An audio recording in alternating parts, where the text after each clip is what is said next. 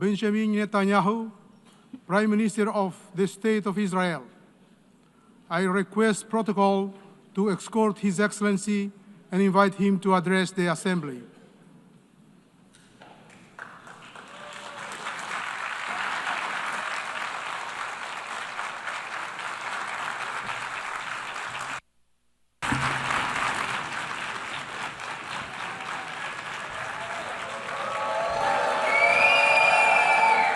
Please, order in the hall.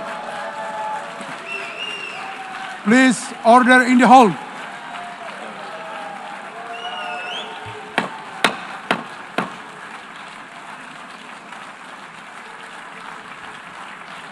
Please, order in the hall.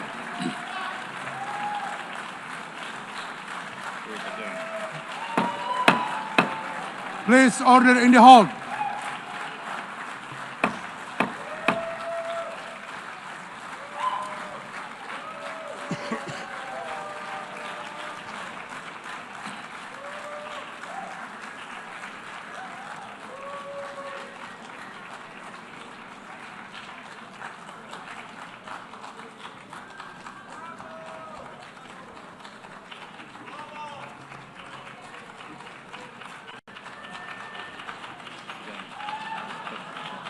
Please order in the hall and please be seated.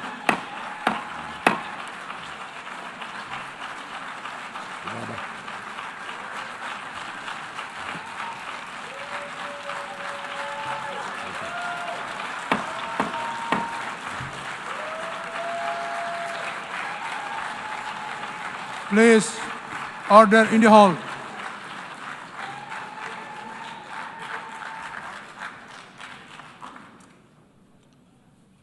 Mr. President,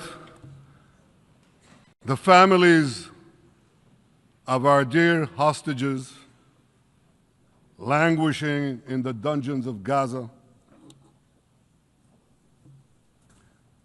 ladies and gentlemen, last year I stood at this podium and I showed this map. It shows the curse of Iran's terror axis. This axis threatened the peace of the entire world. It threatened the stability of our region and the very existence of my country, Israel. Iran was rapidly developing a massive nuclear weapons program and a massive ballistic missile program. These were meant not only to destroy Israel, they were meant also to threaten the United States and blackmail nations everywhere. From Gaza, Yahya Sinwar dispatched waves of Hamas terrorists. They stormed into Israel on October 7th and committed acts of unspeakable savagery. From Lebanon, Hassan Nasrallah had launched thousands of missiles and rockets at our cities, terrorizing our citizens. In Syria, the murderous dictator Assad hosted Iran's forces, tightening a noose of death around our throats. In Yemen, the Houthis launched ballistic missiles at Israel while choking global trade at the mouth of the Red Sea. So what's happened over the past year? We've hammered the Houthis, including yesterday. We crushed the bulk of Hamas's terror machine. We crippled Hezbollah, taking out most of its leaders and much of its weapons arsenal. You remember those beepers, the pagers? We paged Hezbollah. And believe me, they got the message. And thousands of terrorists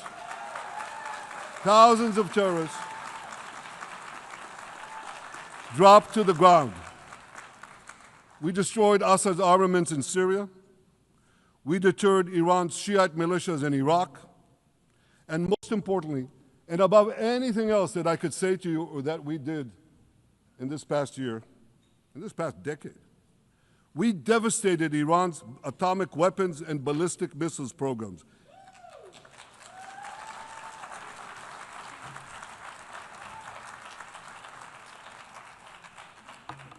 So here's where things stand today. Half the Houthi leadership in Yemen, gone. Yahya Sinwar in Gaza, gone. Hassan Nasrallah in Lebanon, gone. The Assad regime in Syria, gone. Those militias in Iraq, well, they're still deterred. And their leaders, if they attack Israel, will also be gone. And for Iran's top military commanders and its top atomic bomb scientists, well, they're gone too.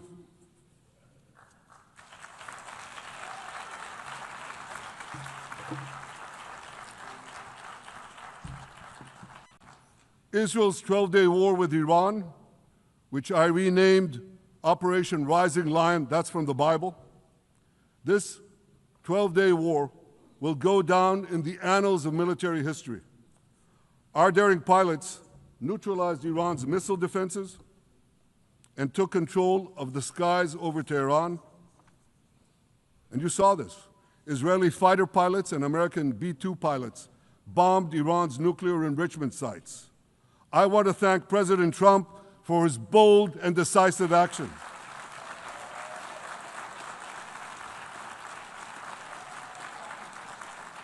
President Trump and I promised to prevent Iran from developing nuclear weapons, and we delivered on that promise.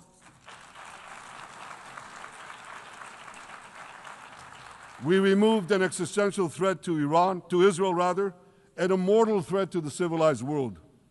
We lifted a dark cloud that could have claimed millions and millions of lives. But, ladies and gentlemen, we must remain vigilant. We must remain absolutely clear-minded and vigilant. We must not allow Iran to rebuild its military nuclear capacities. Iran's stockpiles of enriched uranium, these stockpiles must be eliminated. And tomorrow, UN Security Council sanctions on Iran must be snapped back.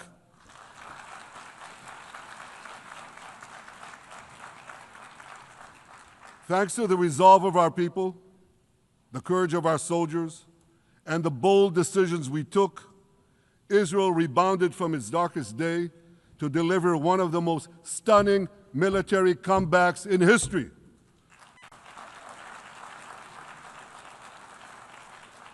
But we're not done yet. The final remnants of Hamas are holed up in Gaza City. They vow to repeat the atrocities of October 7th again and again and again, no matter how diminished their forces. That is why Israel must finish the job. That is why we want to do so as fast as possible.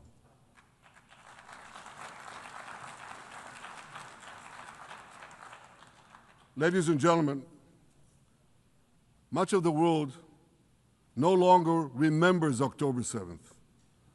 But we remember. Israel remembers October 7th. On that day, well, I'll tell you, you can remember October 7th too. You see this large pin here? It's a QR code. What I ask you to do is hold up your phones, zoom in, and you too will see why we fight and why we must win. It's all in here. On October 7th, Hamas carried out the worst attack on Jews since the Holocaust. They slaughtered 1,200 innocent people, including over 40 Americans and foreign nationals from dozens of countries represented here. They beheaded men. They raped women. They burnt babies alive. They burnt babies alive in front of their parents. What monsters. And these monsters took more than 250 people hostage. And those included Holocaust survivors, grandmothers and their grandchildren. Who takes hostage grandmothers and grandchildren? Hamas does. So far, we've brought home 207 of these hostages, but 48 still remain in the dungeons of Gaza. 20 of them are alive, starved, tortured, deprived of any daylight, deprived of humanity. These are the names of the 20 living hostages. Matan Angrest, Gali and Zerv Berman, brothers, Elkanah Buchbot, Rom Braslavsky, Nimrod Cohen, Ariel and David Cunyo, another pair of brothers, Guy Gilboa Dalal, Eviatar David. You saw the picture of Eviatar David, emaciated, forced to dig his own grave. Maxim Herkin, Eitan Horn, Segev Kalfon, Bar Kupperstein, Omri Meran, Eitan Moore, Yosef Chaim Ochana, Alon Ohel, Avinatam Or, and Matan Tsengarker. Now, ladies and gentlemen, I want to do something I've never done before. I want to speak from this forum directly to those hostages through loudspeakers. I've surrounded Gaza with massive loudspeakers connected to this microphone in the hope that our dear hostages will hear my message. And I'll say it first in Hebrew and then in English.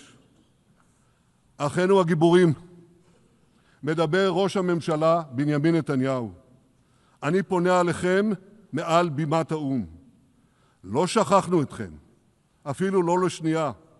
העם כולו איתכם, ואנחנו לא נשקוט ולא נרפה עד שנחזיר את כולכם הביתה, החיים והחללים כאחד.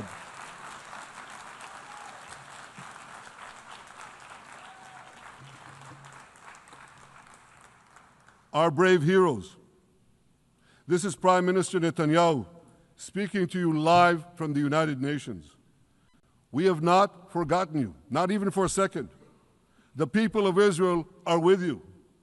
We will not falter and we will not rest until we bring all of you home.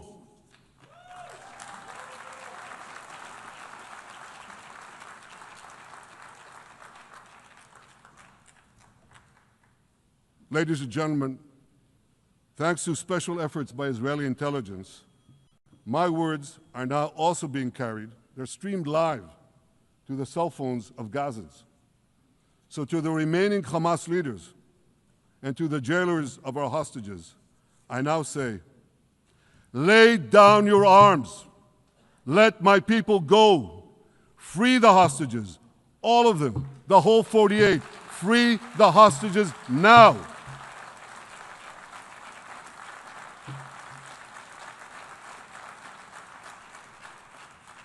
If you do, you will live. If you don't, Israel will hunt you down. Ladies and gentlemen, if Hamas agrees to our demands, the war could end right now. Gaza would be demilitarized, Israel would retain overriding security control, and a peaceful civilian authority would be established by Gazans and others committed to peace with Israel.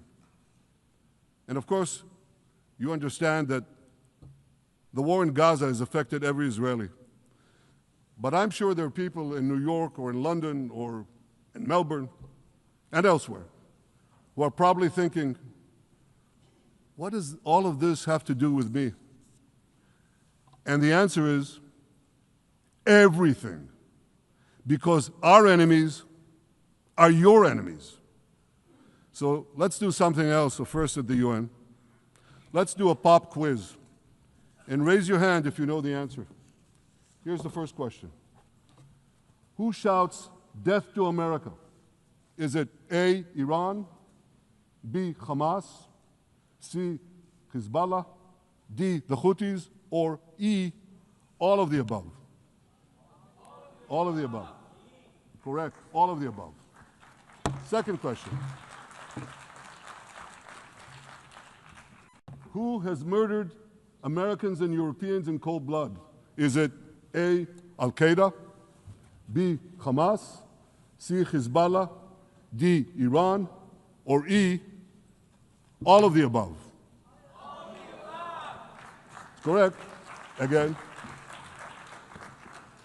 So here's the point I wanted to make. Our enemies hate all of us with equal venom. They want to drag the modern world back to the past, to a dark age of violence, fanaticism, and terror. I think many of you are already feeling in your own societies the radical Islamist surge. You know, I'm sure you do, you know deep down that Israel is fighting your fight. So I want to tell you a secret. Behind closed doors, many of the leaders who publicly condemn us privately thank us. They tell me how much they value Israel's superb intelligence services that have prevented time and again terrorist attacks in their capitals, time and again saving countless lives. General George Keegan, former head of U.S. Air Force Intelligence, once said, "If the United States had to gather on its own the intelligence that Israel gives us, we would have to establish 5 CIAs. 5 CIAs. This past June, when Israel struck Iran's nuclear facilities, German Chancellor Merz admitted the truth. He said, Israel is doing the dirty work for all of us. President Trump understands better than any other leader that Israel and America face a common threat. He showed the world that when Iran and its proxies murder Americans, take Americans hostage, shout death to America, burn American flags, and try to assassinate the President of the United States, not once, but twice. He showed them there is a price to pay for all that.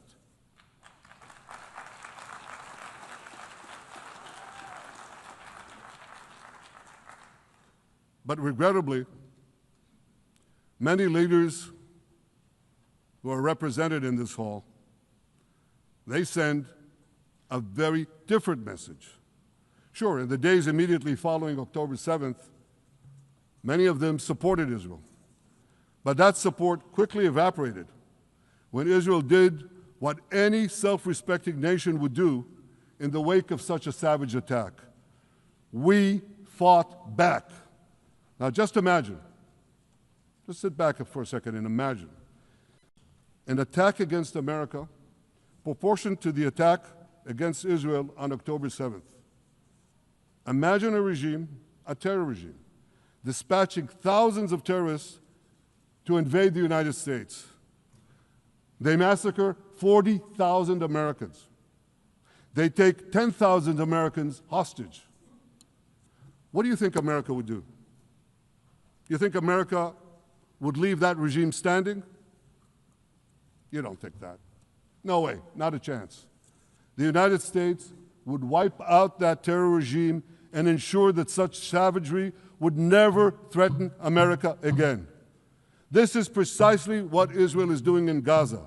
We're wiping out the terror regime of Hamas and ensuring that this savagery will never threaten Israel again. That's what we are doing. That's what any self-respecting government would do.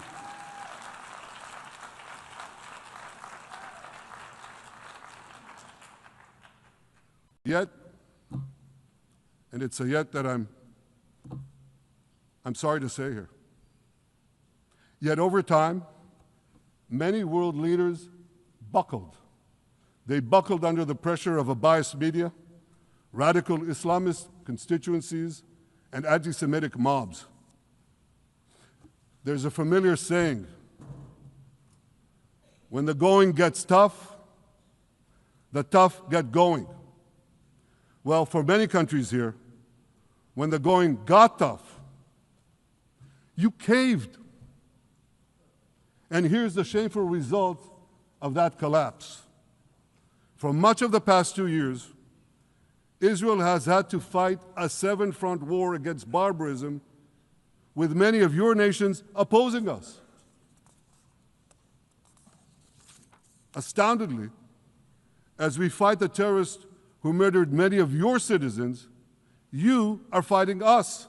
You condemn us, you embargo us, and you wage political and legal warfare, it's called lawfare, against us. I say to the representatives of those nations, this is not an indictment of Israel. It's an indictment of you.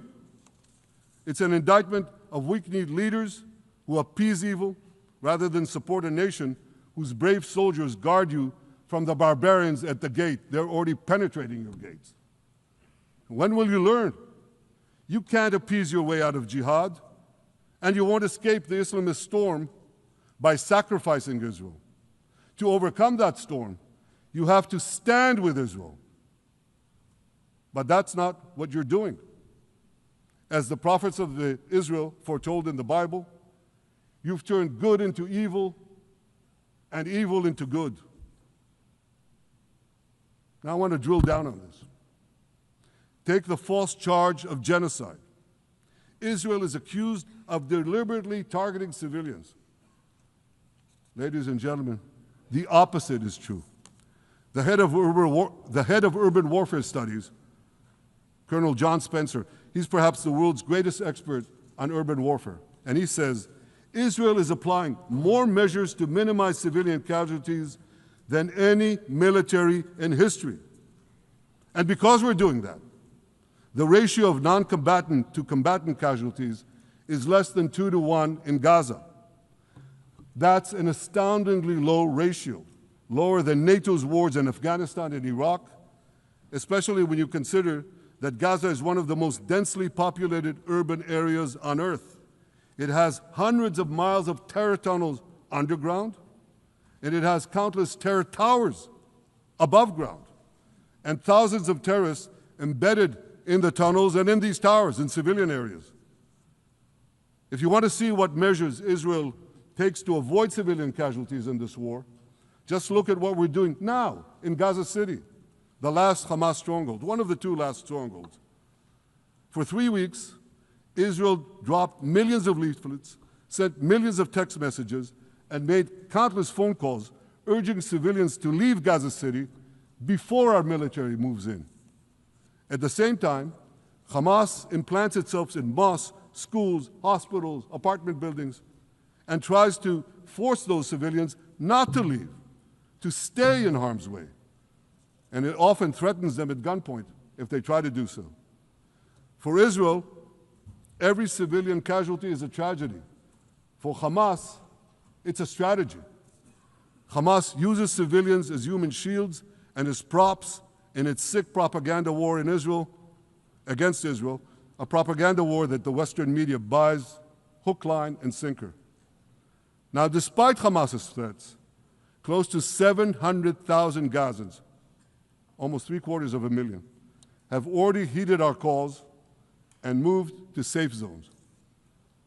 Now I want to ask you a simple question, a simple, logical question. Would a country committing genocide plead with the civilian population it is supposedly targeting to get out of harm's way? Would we tell them, get out, if we want to commit genocide? We're trying to get them out. And Hamas is trying to keep them in. And this charge is so baseless.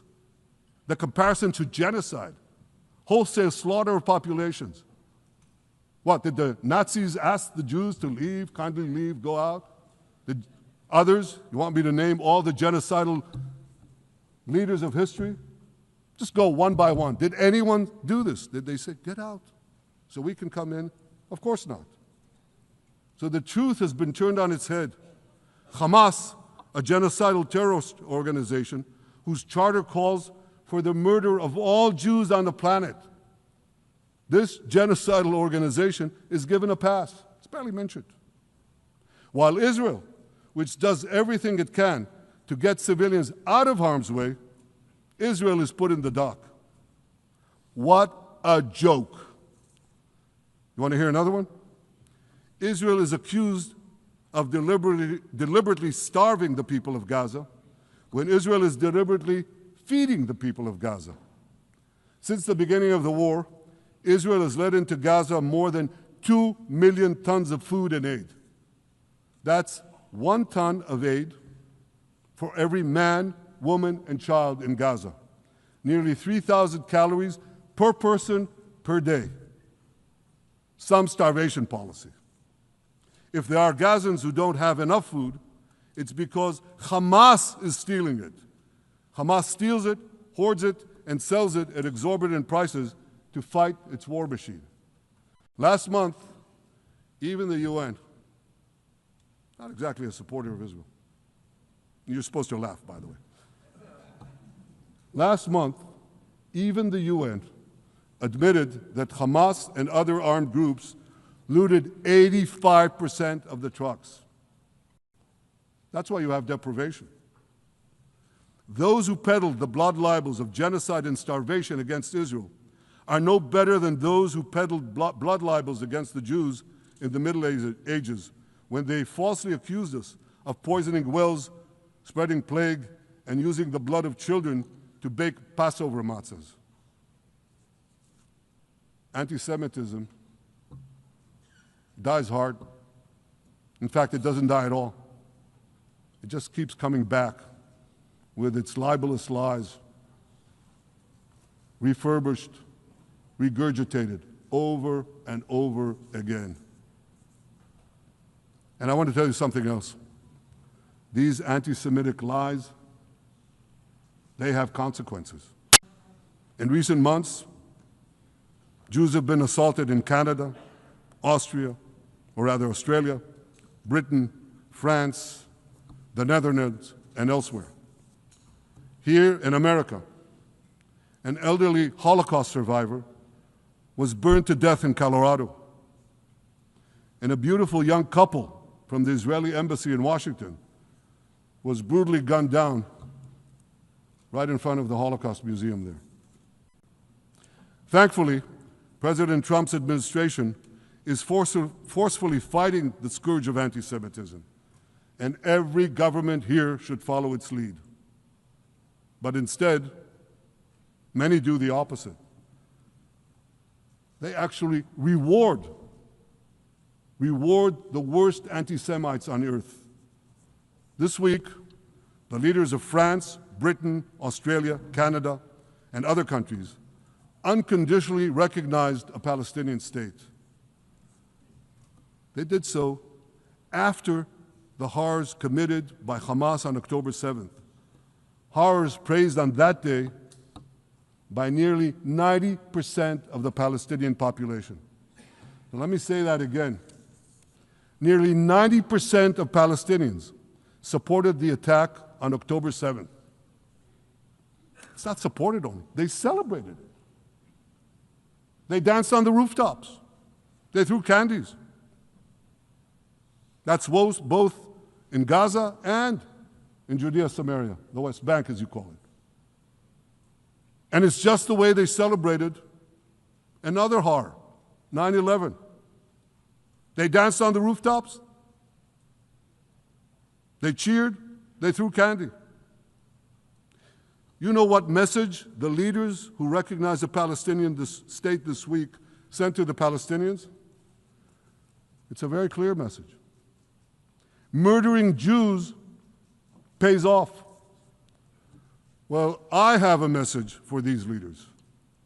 When the most savage terrorists on earth are effusively praising your decision, you didn't do something right. You did something wrong, horribly wrong. Your disgraceful decision will encourage terrorism against Jews and against innocent people everywhere. It will be a mark of shame on all of you. But wait a minute, Mr. Prime Minister, they tell me. Wait a minute. We believe in a two-state solution where the Jewish state of Israel will live side by side in peace with the Palestinian state. There's only one problem with that. The Palestinians, they don't believe in this solution. They never have. They don't want a state next to Israel. They want a Palestinian state instead of Israel. And that's why every time they were offered a Palestinian state, but were required to end the conflict with Israel and recognize the Jewish state, every time, over the decades, they turned it down. And that is why every time they were given territory, they used it to attack us. In fact, they effectively had a Palestinian state in Gaza. So what did they do with that state? Peace? Coexistence? No. They attacked us time and time again. Totally unprovoked. They fired rockets into our cities. They murdered our children. They turned Gaza into a terror base from which they committed the October 7th massacre. So here's the uncomfortable truth. The persistent Palestinian rejection of a Jewish state in any boundary is what has driven this conflict for over a century. It is still driving it. It's not the absence of a Palestinian state. It's the presence and existence of a Jewish state. And I find it amazing, that the foreign chancelleries and the ministries and all those who pontificate about this, and the leaders, how can they not see this basic truth when it is repeated again and again and again ad nauseum? And I want to say something else. This rejection of a Jewish state not only applies to Hamas, it also applies to the so-called moderate Palestinian Authority. You should know that the Palestinian authorities pays terrorists to slay Jews. The more Jews the terrorists slay, the more the Palestinian Authority pays. The Palestinian Authority names its government buildings, its public squares, its schools, after the mass murderers of Jews, which they glorify as martyrs. They pay and glorify not just the killer of Jews, but also killers of Christians. Christians like Taylor Force, an American veteran who was brutally murdered in Israel by Palestinian terrorists. But, that I hear from the Western leaders. They tell me, the PA promised us it will reform. And I know this time, Prime Minister, it will be different. Yeah, right. We've heard these promises for decades. They always promise. They never deliver. Because you see, the Palestinian Authority is corrupt to the core. They haven't held elections in 20 years. They use the same textbooks as Hamas, exactly the same textbooks. They teach their children to hate Jews and destroy the Jewish state. And Christians don't fare much better. When Bethlehem, the birthplace of Jesus, was under Israeli control, 80% of its residents were Christians. But since the PA took control, that number has dwindled to under 20%. These are the people you want to give a state to? What you're doing is giving the ultimate reward to intolerant fanatics who perpetrated and supported the October 7th massacre. Giving the Palestinians a state 1 mile from Jerusalem after October 7th is like giving Al-Qaeda a state 1 mile from New York City after September 11th. This is sheer madness. It's insane, and we won't do it.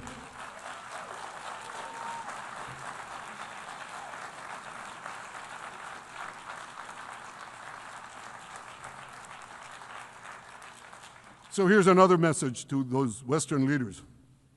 Israel will not allow you to shove a terror state down our throats. We will not commit national suicide because you don't have the guts to face down a hostile media and anti-Semitic mobs demanding Israel's blood. And I want you to grasp something else, which is also distorted in the media. I say this not only in my name or the name of my government, but on behalf of all the people of Israel. Last year, there was a vote in the Knesset, our parliament, whether or not to oppose the imposition of a Palestinian state. You want to guess what the results were? Out of 120 members of our parliament, 99 voted against and only 9 supported. That's over 90%. It's not a fringe group. It's not the prime minister who himself is extreme or he's held hostage by extreme parties to his right. It's over 90% of Israelis. My opposition to a Palestinian state is not simply my policies or my government's policy. It's the policy of the state and people of the state of Israel.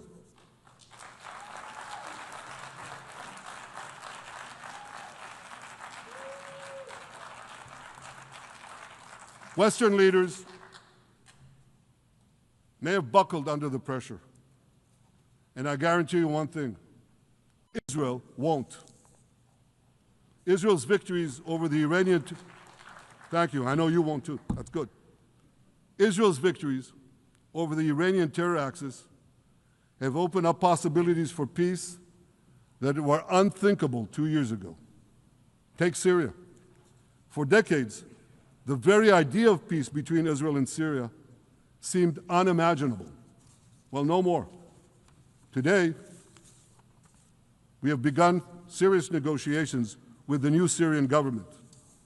I believe an agreement can be reached that respects Syria's sovereignty and protects both Israeli security and the security of the minorities in the region, including the Druze minority. From the founding of Israel, Jews and Druze have been brothers in arms. We have fought together, we've bled together, we built our lives together. When I was a young commander in Israel's Special Forces, my own life was saved by the invaluable advice given to me by a great friend, Salim Shufi, a heroic Druze IDF veteran. And that's why I couldn't sit idly by, nor could Israel sit idly by, while the Druze were being slaughtered by jihadists. And I instructed our forces to stop the massacre, which they promptly did. Peace between Israel and Lebanon is possible as well. I call on the Lebanese government to also begin direct negotiations with Israel. I commend it for its declared aim to disarm Hezbollah.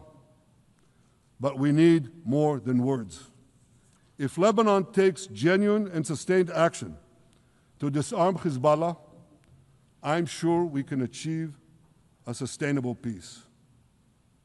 Of course, until that happens, we will take whatever action we need to defend ourselves and to maintain the conditions of the ceasefire which was established in Lebanon.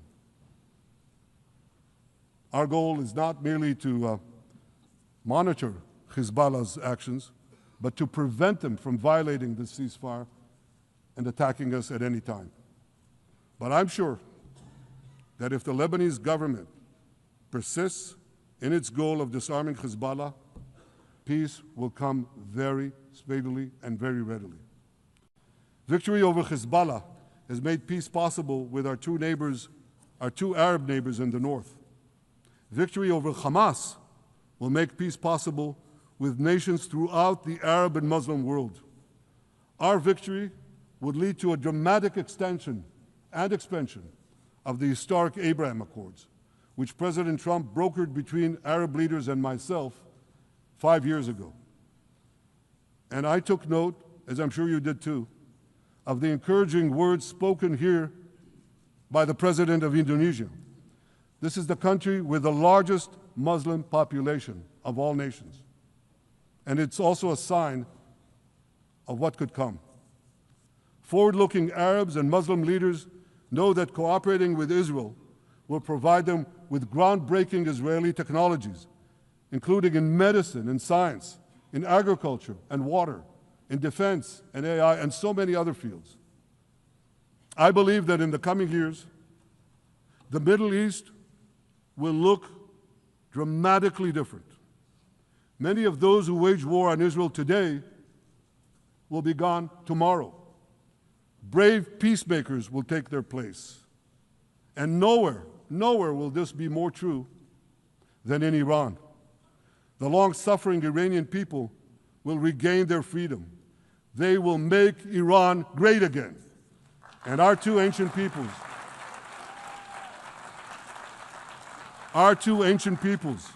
the people of Israel and the people of Iran, will restore a friendship that will benefit the entire world.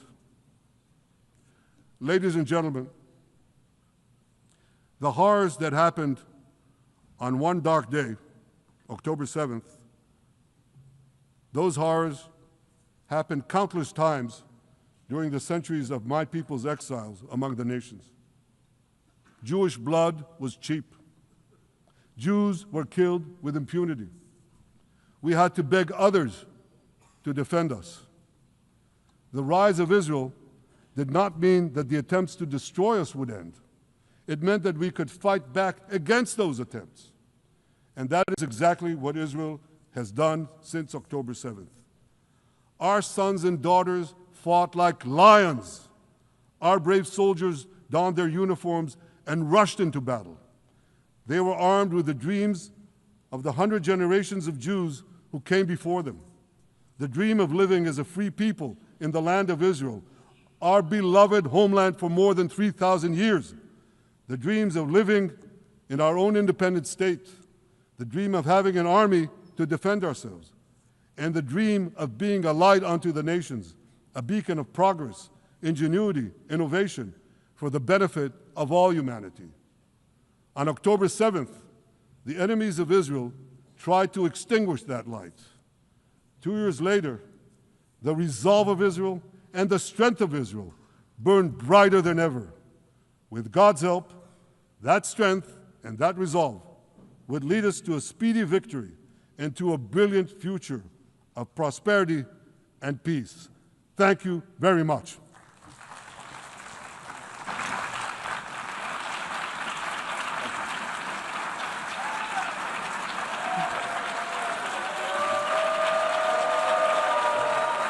On behalf of the Assembly, I wish to thank the Prime Minister of the State of Israel,